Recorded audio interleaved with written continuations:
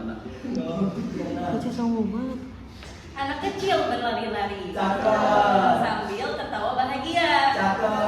Salam manis dari saya Zahra Kirani yang paling baik hatinya. Anak kecil berlari-lari.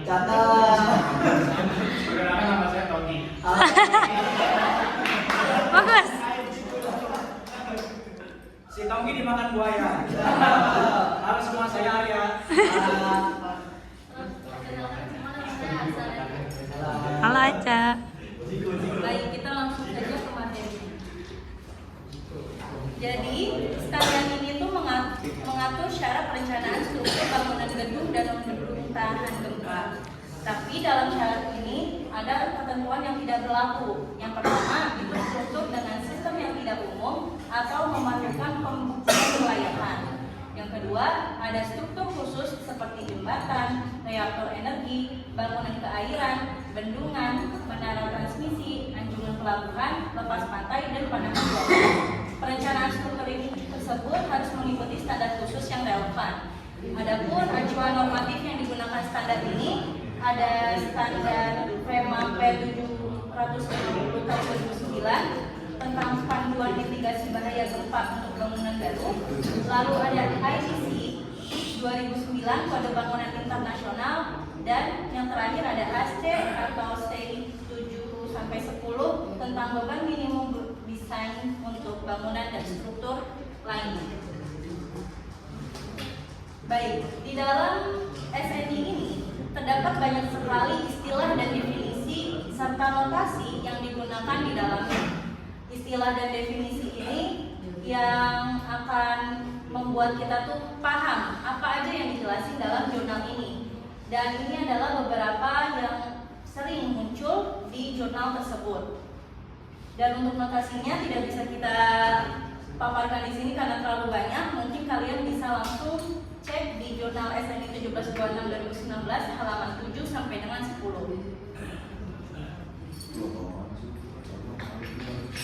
SNI ini mempunyai ketentuan umum dan prosedur klasifikasi situs. Nah, di sini tuh kita dipaparin gempa rencana tuh apa, dan juga di sini yang kita fokuskan adalah faktor keutamaan dan kategori risiko struktur bangunan. Untuk kategori 1 itu resiko rendah karena untuk bangunan seperti fasilitas pertanian, gudang, atau fasilitas sementara. Lalu untuk kategori 2, bangunan umum, itu contohnya seperti perumahan, perkantoran, industri, dan pabrik. Kategori 3 itu resiko tinggi terhadap jiwa atau ekonomi, yaitu seperti stadion, fasilitas kesehatan tanpa gawat darurat, pusat pembangkit listrik. Kategori 4 ini fasilitas kritis untuk tanggap darurat, yaitu seperti rumah sakit, kantor polisi, pusat komunikasi darat. Dan faktor keutamaan ini tuh ada nilainya. Kategori 1 dan 2 itu 1,0. Kalau kategori 3 itu 1,25, kategori 4 itu 1,50. Dan juga untuk defisit untuk klasifikasi situs itu tuh harus dilakukan untuk menentukan faktor aplikasi gempa berdasarkan karakteristik tanah hingga kedalaman 30 meter. Nah, untuk menentukan definisi kelas situs itu tuh harus menggunakan analisis respons situs. Untuk tanah kelas SF, analisis respons situs wajib dilakukan kecuali memenuhi pengecualian tertentu. Di sini kalian bisa lihat ada 6 kelas situs yang sudah diklasifikasi oleh SNI. Ada SA batuan keras yang kurang lebih 1500 M per detik dan lain sebagainya.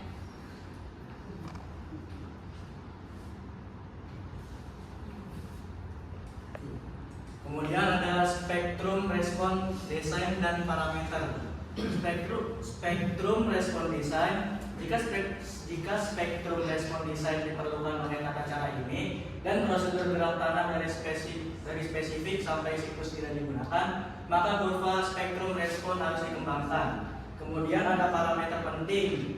Di sini yang pertama ada percepatan spektral atau SA.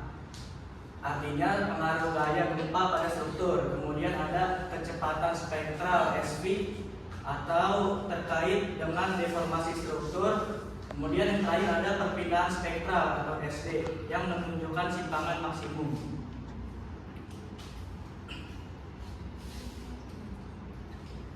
Kemudian ada perencanaan umum struktur bangunan gedung.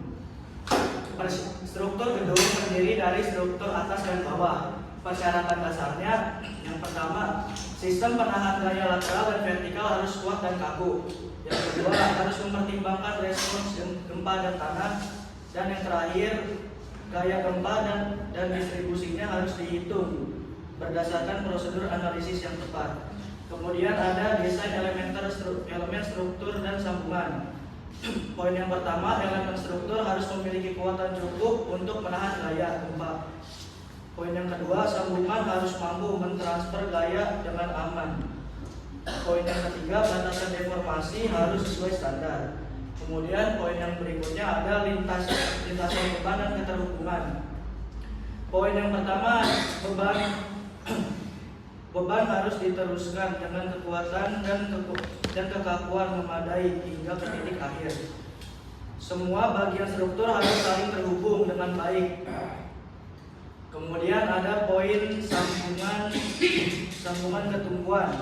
Poin